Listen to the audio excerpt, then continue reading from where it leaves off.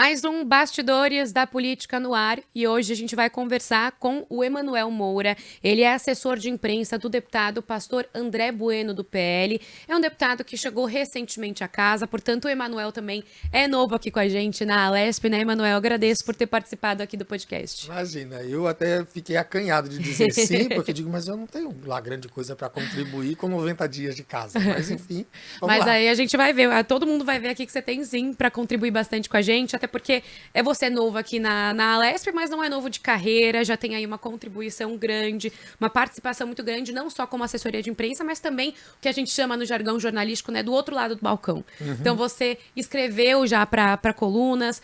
Como é que foi a sua entrada no jornalismo? Então, eu comecei em 2001 como diagramador. Nossa, sim. Diagramador, para quem não conhece, eu vou pedir para você explicar como é que faz. O que Eu faz um fazia a diagramador? montagem do texto, colocava as fotos e fazia até os anúncios do Nossa. jornalzinho semanal na cidade de Campo Limpo Paulista, que na época chamava Folha da Cidade. E aí, o meu aprendizado foi na marra. Eu usei ainda, para quem for do meio aí, usei PageMaker para conseguir editar. E eu aprendi. Eu vi o diagramador montar um dia e no outro eu tive que sentar no computador.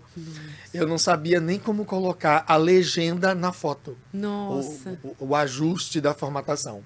E aí eu fiquei todo ano de 2001 fazendo isso, como na diagramação. Aí em 2002 eu ingressei na assessoria de imprensa da prefeitura da cidade, fazendo os anúncios, né? As artes para faixas, os anúncios institucionais para jornais, que na época o veículo impresso era muito forte. Então a prefeitura tinha contratos com os jornais locais e com os jornais da região. Então aí era aquela coisinha, vai ter vacinação, então faz o anúncio da vacinação. Vai ter coleta de lixo reciclável, então vamos fazer aqui a programação por bairro. E eu era o cara que fazia o anúncio do jornal, a faixa para colocar nos postes, porque no interior isso ainda funciona. Isso é verdade, até hoje, né? Funciona. E aí eu fui me movimentando sempre nesse universo da diagramação, né? Não era uma arte finalista, nossa, que arte final maravilhosa. Mesmo porque na época a gente nem tinha a tecnologia avançada de hoje do digital. Era o vinil, o recorte das letras. Então era bem mais... Você não tinha muita liberdade. E aí eu fiquei nessa pegada até o ano de 2006. Eu comecei a escrever num jornal local, que era um concorrente do jornal que eu comecei, inclusive. Eu recebi o convite do editor para escrever uma coluninha lá na página 2. Fiquei assim até na página chique, porque era a página do editorial, né? Aí comecei em 2006 escrevendo, primeiro para falar de noticiazinhas das igrejas da cidade e tal. Mas aí depois eu comecei a pegar gosto por fazer comentários políticos, tanto no âmbito local, quanto estadual ou nacional. E quando foi 2008, o prefeito da época tinha criado um programa de bolsas para a faculdade. E eu tentei ingressar no programa pela prefeitura, mas não consegui. Eu acabei conseguindo ingressar na faculdade de jornalismo como um bolsista diretamente da própria faculdade. Aí eu fiquei dando tipo uma assistência para os alunos anteriores que estavam com problema de DP.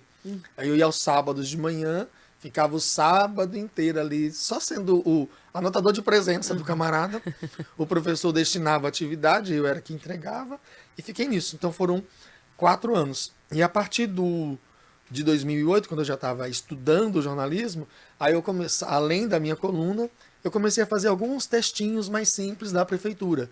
Tipo, Orquestra de Metais da cidade fez uma apresentação. Então eu ia lá, eu já tinha o formato, né, do lead, onde, quem, quando, como, por quê. Respondia essas perguntinhas, pronto, e deixava o texto e ia para a página. Mas a coisa que eu sempre tive pegada foi por política.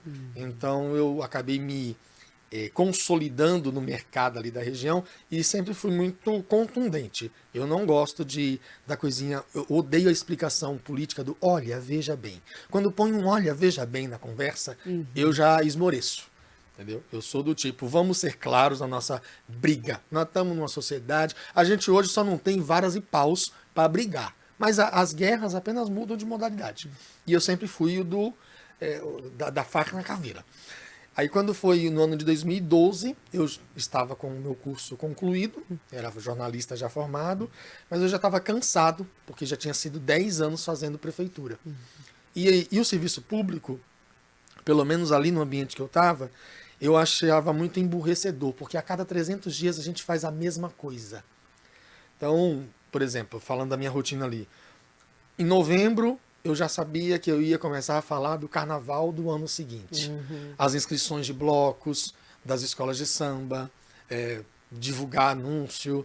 Aí, quando chegava em algum momento do recadastramento do Bolsa Família, era a hora de fazer carta, spot para rádio, anúncio para o jornal, faixa para o poste, matéria institucional, para convencer a dita cuja beneficiária de que ela tinha que levar o bebê dela para pesar e medir no pediatra. Uma coisa que me deixou até estrangulado, porque eu sou tio de 5.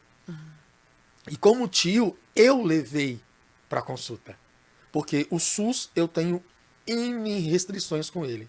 Mas para a primeira infância, o SUS funciona. Você sai da consulta de julho com a data do retorno de agosto. Né? Então, ninguém pode dizer... E eu, como tio, não virei zoinho, me desculpe o popular, não virei zoinho pro bebê nascer. Eu botei no braço, que a minha irmã não podia, minha mãe não podia levar. Eu levei. Com o maior gosto do mundo de poder sentar com a pediatra e a doutora Sueli, que era a nossa pediatra ali, ela conversar, dizer, não, tá indo muito bem, o peso tá legal, tal. E aí eu ficava com raiva de ter que, às vezes, puxar uma mãe pelo pescoço para dizer, filha, é o cuidado do seu bebê. E aí, assim, quando ela não cumpre aquela obrigação, ela perde o benefício. Né? Quando ela perde o benefício, ela vai gritar na porta da assistente social. Então eu estava já cansado dessa rotina. E disse, bem, agora eu sou jornalista, eu quero mudar, quero migrar de atividade. Foi quando eu saí, em 2012, e já em pé de guerra com o prefeito que havia entrado no lugar, e peguei briga com ele, porque ele fez uma declaração que eu peguei e tornei pessoal. Ele disse que ia entrar na prefeitura para fazer uma faxina. Aí eu falei assim, bem, eu não trabalho com lixo. As pessoas que trabalham comigo, que era, por exemplo, na assessoria de imprensa da prefeitura, eu brigava por eles. Eu sabia que eram pessoas decentes, honestas, íntegras. Aí o cara faz uma declaração de lixo para fazer faxina, então eu tomei aquilo para mim e me projetei muito na cidade como inimigo. Respondi processo e tudo. Meu Deus. Tive que ir diante de juiz, promotor, os cambau 4. E ainda nem paguei advogado. Foi o advogado da UAB que atendeu. Mas aí, nessa transição, que eu resolvi sair da prefeitura, eu ofereci o meu serviço de assessoria para vereadores. Ó, vamos criar. Na época, os blogs ainda tinham algum valor. Daí eu sugeri para um que até aceitou, que chama Leandro Bizeto. Ele era o primeiro mandato dele. E aí a gente começou a gerenciar. Fez alguma coisa? Colocamos a notícia do blog, colocamos no Facebook, colocamos no Instagram. Na época as duas estavam ali trabalhando junto. Hoje o Facebook é só um lugar para fotos, né? Infelizmente não distribui o conteúdo. Aí, e quando ele precisava de um relatório impresso, que o pessoal sempre colocou, não, quando a internet vai acabar com o impresso. Eu digo, gente, para com isso, porque a forma de fixação do impresso é muito mais poderosa. Né? E eu sempre dou o exemplo do Sesc. O Sesc é pode fazer jabá, né? Aqui. Acho que é uma instituição que vale. Eles têm lá a revistinha A5 com a programação de cada Sesc local, uma revista A4 da programação de todos os Sescs, e são extremamente operosos em site e em rede social. Sim, isso é verdade. Então, uma coisa não anula a outra, se complementa. Né? Mesmo porque, assim, uma informação que a gente pega às 7 horas da manhã hoje, ao meio-dia você já deletou. Sim, é verdade. E aí, o jornalzinho lá, a revistinha que tá na sua banca, que tá ali na recepção do dentista, tem muito mais poder de fixação. Então, e aí ele topou, e eu acabei me consolidando. Aí, depois de um tempo, uma amiga formou uma agência de publicidade e disse, tô formando, vamos trabalhar com um deputado federal. Você vem comigo? Só que assim, a gente não precisava para Brasília. Fui em Brasília uma vez na posse e depois não precisamos mais voltar. A gente recebia o conteúdo remotamente e aquela coisa de gestão de rede social. Responder a galera, né? A minha parede, se ela falasse naquela época, eu seria preso, porque quando eu chegava no direct do Instagram ou no Messenger e tava lá o pedido de cesta básica, saco de cimento, areia, e eu tinha autorização desse deputado para dizer não. Com muito jeito. Sim, mas daquela mensagem ali floreada. a vontade era de pegar pelo pescoço e torcer, dizer, miserável, vai trabalhar. Vai pedir para carpir um terreno aí que você tenha a cesta básica. Né? E aí eu, com muito jeitinho, dizia não, só quando tinha algumas pessoas que pela forma como ela escreve, você percebe que não é um explorador, é apenas uma pessoa sem informação. Aí quando eu sentia isso na pessoa, eu buscava as informações, sabia, eu pegava o nome completo, o endereço, um telefone e cadastrava no Trello da equipe. Sim. E dizer, pessoal, olha, vamos ver o que a gente pode fazer com esses aqui. Nada, Pix, depósito, que era o que pedia, neca de pitibiriba. Mas a orientação, que às vezes é só o caso de colocar a pessoa em contato com a assistência social da cidade dela. É verdade. O fundo social, às vezes, pode atender emergencialmente. Então, apesar da minha ira com alguns, eu tentava ser sensível, porque a gente percebe, pela forma de escrever, pela forma que chega falando, você sente, apesar da internet ser fria... Às vezes é um desespero e uma falta de informação mesmo, né? Uma coisa que junta ali, forma um caldo que a pessoa realmente não sabe para onde ir, ela vai lá no deputado. Exatamente. Então, cabe a gente ter a sensibilidade de dar a orientação. E aí a pessoa achava que ela estava falando com o deputado, porque eu respondia em primeira pessoa. Não era assim a equipe do deputado. Aí, nessa brincadeira de assessoria parlamentar, vieram as campanhas eleitorais de município, prefeitos, vereadores. A campanha de 2020, por exemplo, nós trabalhamos com 5 campanhas simultâneas. Uma que me marcou foi em Toledo, por exemplo, Paraná. Eu nunca fui na cidade. Mas fez a campanha, ajudou na campanha. Produzimos conteúdo do camarada lá. Aí teve uma campanha de Peruíbe, mais um outro ali na região de Curitiba, que me foge o nome da cidade. Aí tinha Jundiaí e Itu. Toda hora a gente tinha. E eu gerenciava o chat de todos eles. Tava ali, ou eu respondia, ou eu dava o direcionamento da equipe que ia responder. Entendeu? Então, essa é a minha vivência que me jogou hoje nesse contato com o pastor André. E aí, como que vocês conheceram até? Porque você mencionou, né, algumas experiências com vereadores, conhecia ali, era inimigo ali do prefeito, né? Mas tinha também esse conhecimento. Como é que foi que você chegou no deputado pastor André? Em 2000, quando ele foi para a campanha de 2018, um amigo meu de Campo Limpo Paulista, Paulo Preza, daquele tipo de amigo que se tiver uma carreta passando, eu vou me jogar para poder salvar ele. E aí ele falou, vamos lá, conversar com o pastor, para você se apresentar para ele e tal. Isso foi no primeiro trimestre ou início do segundo trimestre de 2018. Aí sentamos na empresa dele ali no metrô São Judas, conversamos, a afinidade foi boa, porque eu evangélico, ele também, né? A nossa idade é muito próxima, ele tem 44, eu tenho 45. A diferença é que ele tem esposa e filhos para dar conta, aí eu não. Você tem os seus 5 sobrinhos. Exatamente. E aí, trabalhamos juntos a campanha de 2018. E eu sempre fui muito, como é que eu posso dizer? Tento não ser explorador. Se eu ingresso num time, eu busco ser o maior colaborador daquilo. E se eu tiver que injetar alguma coisa, eu injeto. Tanto que teve uma vez que eu cheguei no comitê, e aí um colaborador perguntou, mas como é que você vem? Eu pego meu carro e venho. Mas e ajuda, dinheiro, combustível? Tipo, não, eu consigo vir. eu consigo colaborar, contribuir. Porque eu odeio, em 2022, quando eu fui candidato junto com ele, eu fui candidato a deputado federal. Só eu fui para poder levar o nome dele em Jundiaí. Aí, quando deu julho de 22, faltando ali 45 dias para começar a campanha, né? Eu decidi ir em Brasília. Aí ele ligou, tá precisando de alguma coisa? Quer dinheiro? Eu falei, não, eu me programei para vir. Então, eu não tenho coragem de chegar para ninguém e aí, me dá dinheiro aí. Entendeu? Essa vinheta de carnaval não entra na minha boca. E aí, em 2022, como candidato, trabalhei. O pessoal, não, se ele ganhar, ele te leva pro gabinete. Eu falei, olha, nós não combinamos isso. Se ele quiser, tudo bem, mas não tá combinado. Exatamente.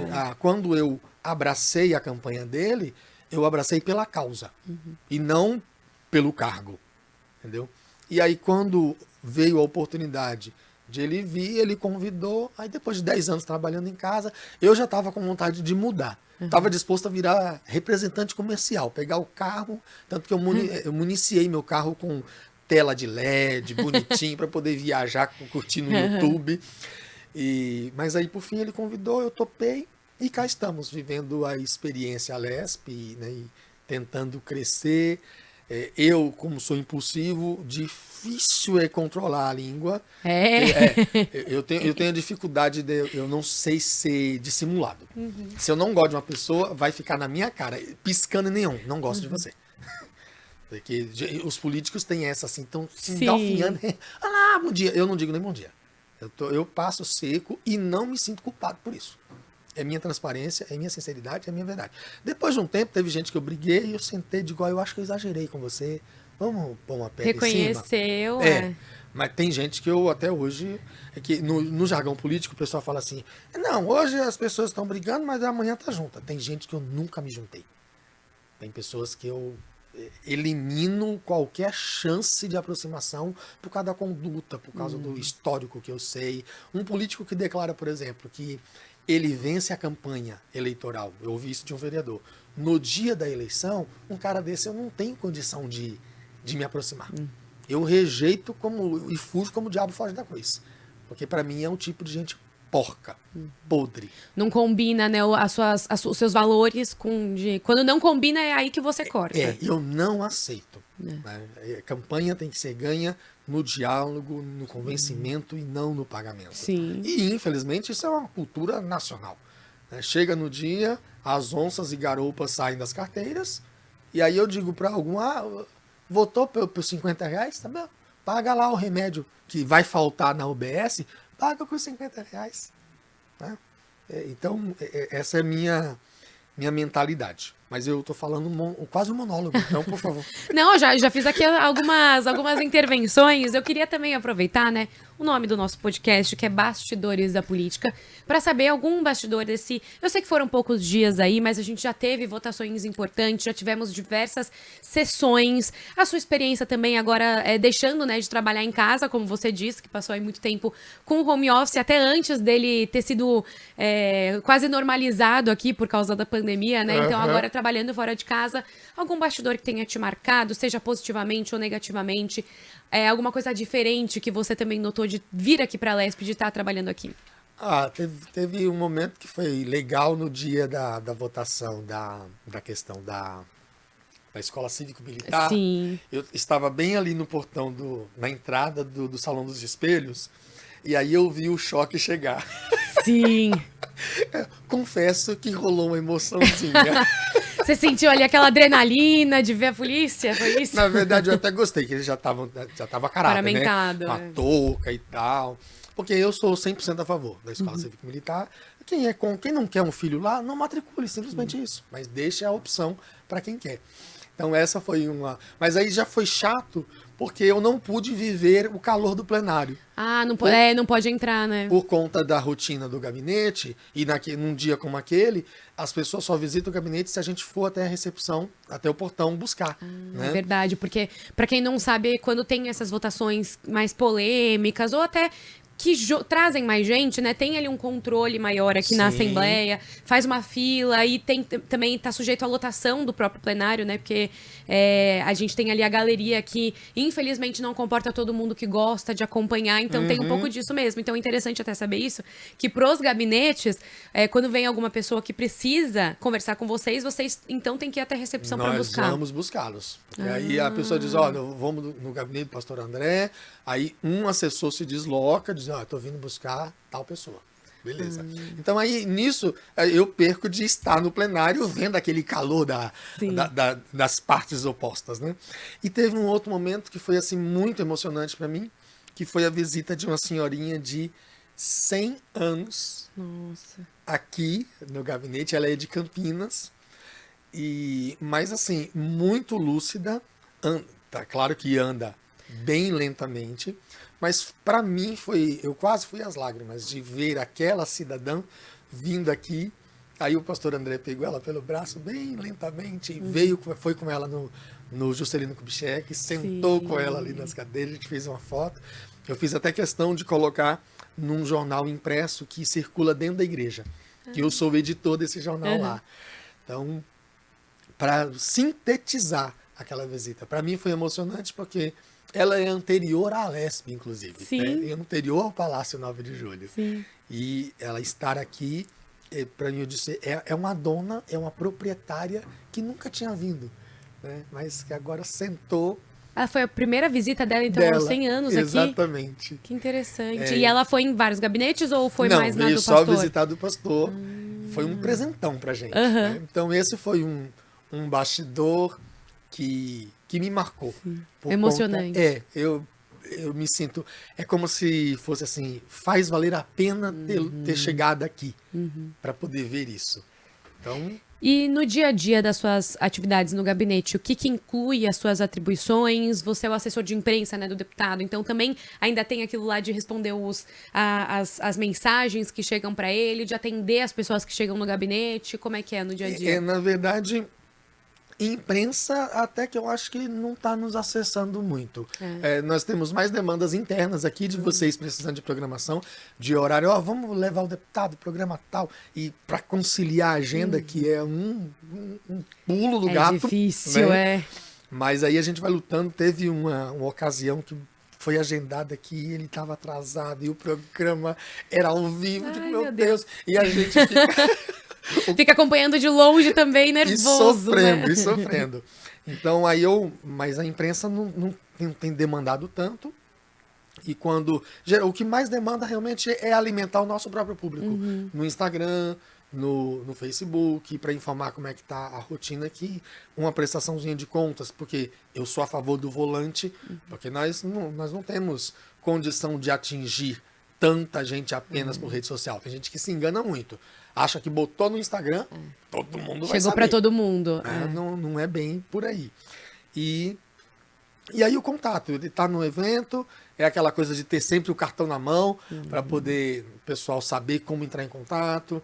E às vezes ficar só com o telefone dele não vai ser muito inteligente, porque a lista dele, 300 mensagens por dia, então é melhor pegar o nosso, que é de assessor, e aí a gente vai filtrando, vai atendendo.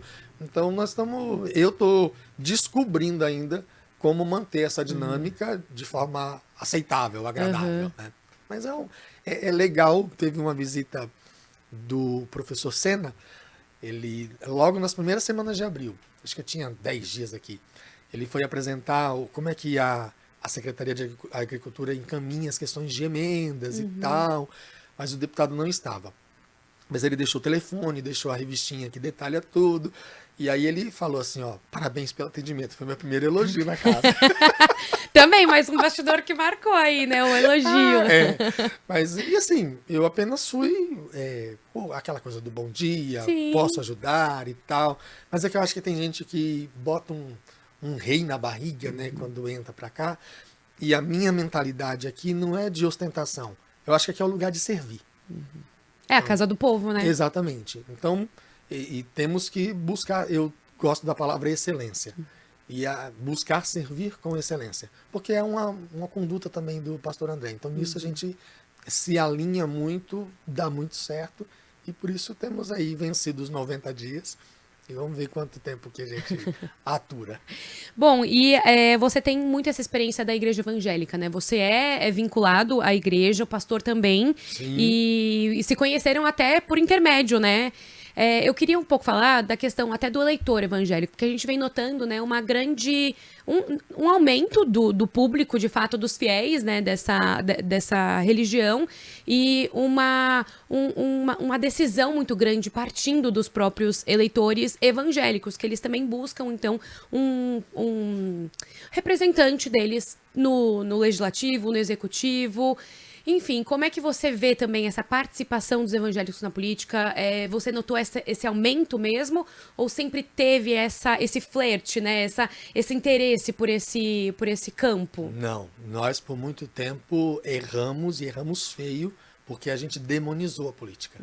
Havia ainda há uma resistência. Não, política é do diabo. Aí, esse povo é o tipo de gente que eu faço uma oração simples para Deus. Senhor, prepara e leva.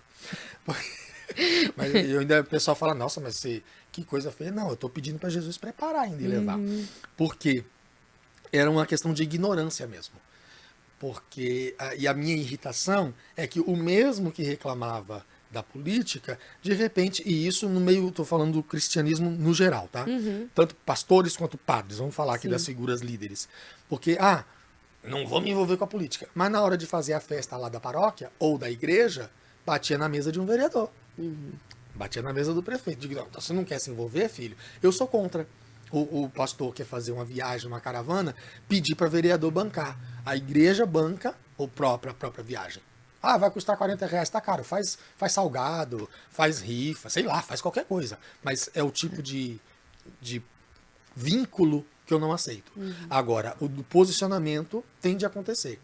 E aí, hoje, eu, por exemplo, com o pastor André, na campanha de 22, nós fizemos muito trabalho de conscientização, dizendo por que nós estamos... A gente não queria simplesmente chegar para a igreja e dizer, olha, o candidato é ele, vota, ponto e acabou. Mesmo porque o tempo mudou. Houve um tempo que se um pastor dissesse, olha, é o Emanuel o candidato, o número dele é esse, acabou. Mas isso não acontece mais. É necessário haver um convencimento, que é muito melhor. É muito mais inteligente. Então, eu fiz diversas palestras, até perdi algum pouco de votos na minha base, porque eu tive que sair e pedir votos para candidatos deputados federais, que eu estava, em São Paulo. Então, a dobrada do pastor André em São Paulo era outra, não era a minha. Então, e eu pedi mais votos, garanto que ganhei até do que o próprio candidato. Mas por quê? A gente foi para a ponta para explicar, porque a gente não queria uma coisa goela abaixo. A gente queria que as pessoas viessem participar. E tem dado muito certo. Eu acho que esse respeito ao cidadão. Antes dele ser membro de uma igreja, ele é cidadão. E aí eu sempre jogava, eu começava a palestra dizendo, quando começa a nossa cidadania? Aí alguns jogavam, quando tira o título eleitor, quando tira o RG. Aí no final das contas, eu dizia, a cidadania começa no ventre. Porque a partir do momento que confirmou a gestação, o bebê tem direito ao pré-natal. Não é só, não estou cuidando da mãe, da gestante apenas, estou cuidando do bebê. Então, daí nisso, a gente discorria, eu dava vários exemplos de política na Bíblia, né, porque José foi o segundo homem mais poderoso do Egito, ok?